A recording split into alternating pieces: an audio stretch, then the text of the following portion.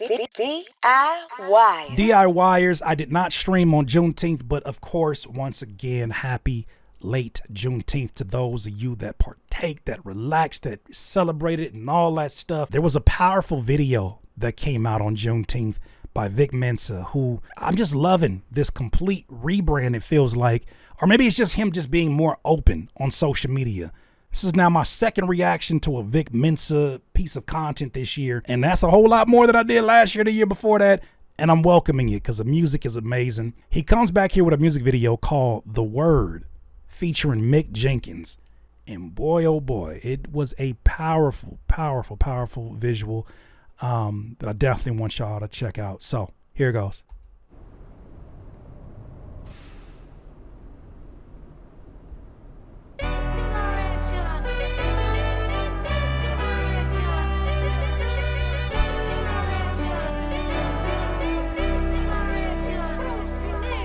At the dawn of man's existence, before Muslims and Christians, organized religions and manufactured divisions, in the beginning was the word. How could you quantify with Spotify the value? Nigga, scripture was a verse. God body, Abu Dhabi, I'm making Hajj Saudi. They wanna leave my body twitching, try to casa knock me. They wanna leave my body twitching, try to casa knock me. Okay. Prepare yourself. The imagery is about to get even more powerful. Peep it out. I'm an Anunnaki. Niggas gon' take shots when you lead the people in Exodus on your Robert Marley. Fuck a stream, my stream of conscious is just a dream. Fuck a stream, my streaming conscious is just a dream. Now you see it here. You see it here. For those who are not familiar, maybe you skipped that part of history class. This right here is alluding to imagery that you saw in slavery of the iron collar, which slave masters, owners, whatever hell you want to call them, created these devices that made it close to impossible for slaves to escape plantations. It's the most inhumane thing you could even think of. It's a powerful piece of imagery to compare it to when you think about Vic Mensa, as he's talking about. He's been very vocal about the unfair treatment of artists in this era. And as you can see on his iron collar, he got a mic stand with multiple mics. Seems like a podcast mic, a drum mic, a studio mic. It's like all of these things contribute to that. That's crazy. Cat says 2K slavery, powerful imagery with 4 mics. Yeah, that's wild. Channel down from the Supreme, straight to the Muqtakim. Spitting like I got a ruptured spleen. You know them label niggas want you in circle like the Usher chain. You don't have to call, I don't mind, I don't fatigue. I keep it camouflage. Bet they all fall in my lap, I feel like I'm Santa Claus. Who gon' get screwed when the hammer falls? Republicans or Democrats or demagogues, the publishing. They want a public flogging for punishment. Run off on the masters, I'm on my Harriet Tubman shit. Run off on the masters, I'm on my Harriet Tubman shit. Very interesting that we get this imagery of the iron collar, but he's also on a treadmill, almost to the point where it's like I'm doing the very thing that I'm shedding light on in terms of the unfairness of this music business. Even though he's independent now, it's like, damn, I'm still on the same treadmill because I'm literally rapping on this microphone, knowing that if I put it on streaming, I'm getting paid 0.003, and I'm still partaking in this particular version of slavery for creatives and artists. Man, that's powerful as fuck. The slaves from the Amistad to jump the ship, making indie moves like Jagger. That's a shout out to my brother Mick.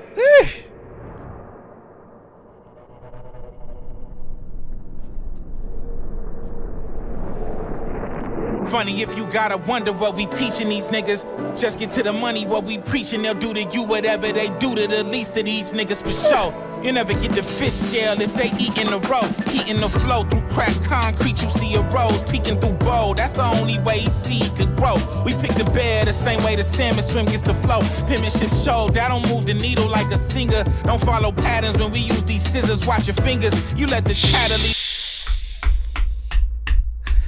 It's so many bars here to break down, but I really just want to enjoy this. But man, hold on. I got to pull that one back for a second. swim gets the flow. Penmanship show, that don't move the needle like a singer.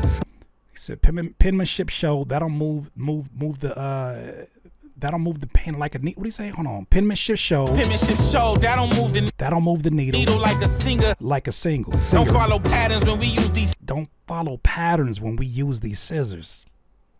Scissors, watch your fingers. Watch your fingers. You let the chatter lead your new decisions. All I see is new patina, that shit get old. I've been a breath of Primatine, just they was matching the dro. Behind the scenes, they want all the llama beam from the go.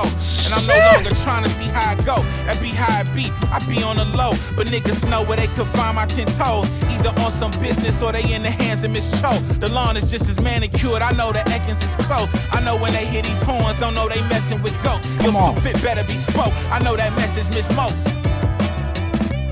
Man, obviously, this is we're thinking about Jesus on the cross. We've seen this imagery used before in hip hop many a times. I think this is done in a much different way, where it's like the fact that he still got the chain on, the fact that he's speaking directly into the microphone, and he's still performing it. This was such a well thought out treatment for this one, and it didn't just go the lazy route of shock value. I love that it's done in a way where it's like, well, let's think of it from this perspective. Let's think of it from this perspective. And really, if you couldn't hear them when they're talking in podcasts, which I still can't believe that brother came here, sat on his very couch. Shout out to Mick Jenkins. Maybe the imagery will stick with you in a much different way, in a visual way. Both these verses, phenomenal. This is a great collaboration. Singer, don't follow patterns when we use these scissors, watch your fingers. You let the chatter lead your new decisions. All I see is new patina, that shit get old. I've been a breath of Primatine, just they was matching the dro. Behind the scenes, they want all the llama beam from the go. And I'm no longer trying to see how I go. That be how I be on the low. But niggas know where they could find my 10 toes. Either on some business or they in the hands of Miss Cho. The lawn is just as manicured, I know the Ekins is close. I know when they hear these horns, don't know they messing with ghosts. Your suit fit better be spoke, I know that message miss most. Come on, man. That's a hell. Both of these. It's a puzzle. Each piece aligns perfectly with the next, like the stars in the sky. You see, my son, your people have known the secrets of these stars for millennia. The Dogon, the ancient Mali, they had such advanced astrological knowledge they could even see invisible stars. And you're named after the emperor of Mali, Mansa Musa. But before Mansa Musa came Sundiata, or Sundiata, the Lion King. Mali had universities at Timbuktu, quantum physics. That's why you can't never let anybody cast doubt on your greatness. That's what you're descended from. And ultimately, that's what you're destined for. You just gotta trust the process. Man, what are we talking about? Whoa. That's fine art, man. That's high-end art right there. That's high-end art right there. That's high-end art right there. Streaming don't deserve it. Streaming don't deserve that. Streaming don't deserve that. And I'm so grateful to see artists like this of both their tiers, because Vic Jenkins obviously released the Type Shit project exclusively on Even, and he said, nah, y'all gonna pay for this art. You know, I followed Vic Mensa's career closely in the very beginning. I fell in love with the song Orange Soda, and then throughout his career, as he kind of maneuvered the major labels, I didn't like the way that I felt like they were treating a lot of his work, right? Or the promotion of his work. He was always rapping. He's always doing his thing. But it's so, I know it's got to feel amazing for Vic Mensa. And I say this artist to artist, to be on your independent grind, because this is all independent, and to release a visual like this, saying all the things that you want to say without being concerned about if it meets a certain department. And they say, I don't think we can, you're talking about Mansa Musa. You can't put that out there like that, because what about the sponsors? This deserves the treatment that it got. It deserves the love that it's getting, and I'm grateful to be able to cover it. So much to cover there. So, as he already talked about, Sundiata, is a project title. Let's get into some more detail. This is a new project that he just put out. We probably gonna end up listening to this at some point. But here's a description that he put. This is on his website. It says, Sundiata is a statement of independence. It's the first time in 10 years I've owned my own music. Man, shout out to that. It is a collection of ideas, wits, and wisdom fashioned by the fire on personal struggle. Okay, the name is derived from Sundiata Keita, the 13th century founder of the Mali Empire in West Africa and the predecessor to Mansa Musa. My hope is that my story, the pain, process, and progress can play a part in yours. You can't get this on streaming. There's exclusive access that when you click on it, takes you straight to the Even page that is powered by it. Shout out to that. I really feel like artists like him, and I do shout out, of course, Mick Jenkins.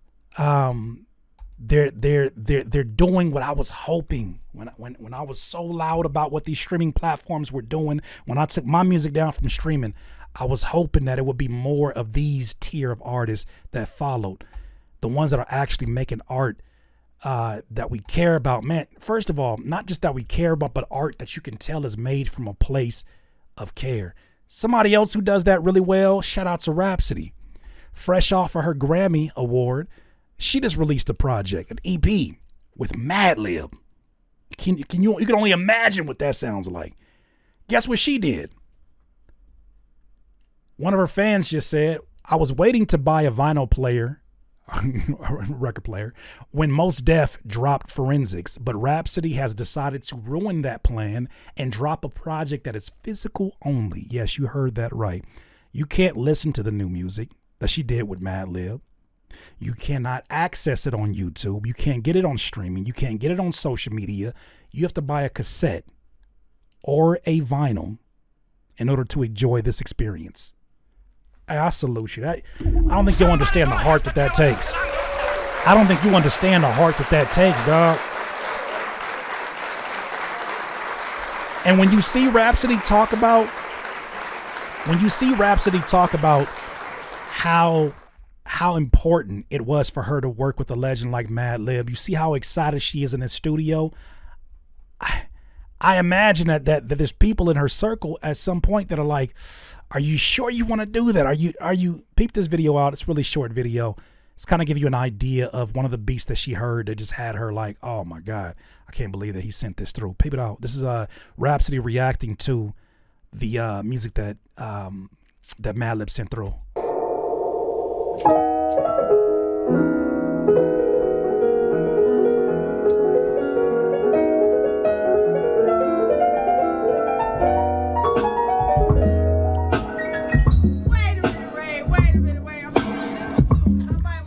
What the Hold on. Nah, we gotta do this one What first. just happened? Y'all hold on a God bless minute. Dumbo Trims. This nigga Madlib has lost his mind. He's lost his app. I knew there was one in here that was where I was. Wait! Oh my God! What's going on, hip hop? Yo, keys. Oh! Look at the passion that she got for the music. You don't think she wants her people to hear the music to then go do whatever this project sounds like? And if it's anywhere close to this, oh my gosh, she goes even crazier in this video. I cannot imagine how important it is that she wants you to hear the project she did with Madlib. For her and Madlib to both be on board to say, the first time we release this, it won't be for all the people because everybody don't fucking deserve it. Like, listen to me clearly when I say this. I'm not putting on no extras. Everybody don't deserve it. This goes for those of you who tried to turn Rapsody into a Cardi B, and that's no disrespect to Cardi B or Megan Thee Stallion. Rapsody is Rapsody, and she's special because she's Rapsody. I was watching a documentary piece on Jean Grey and the bullshit that she had to go through that eventually opened up doors for lyricists who want to be lyricists that happen to be female. But they're lyricists at their heart. They're writers at their heart. It's unfortunate what we let this industry, what we let sometimes society do to some of the best fucking writers on earth. We want to turn them into a cookie cutter version of something that they can surpass 10 times with their skill set, trying to turn them into that. Let them be that. Let them be this. So I salute her, having all this passion behind her project and still saying, I trust my audience enough to want to buy my music. I salute you. I salute you, Rapsody. And Vic Mensa. Jesus Christ. Jesus. Oh.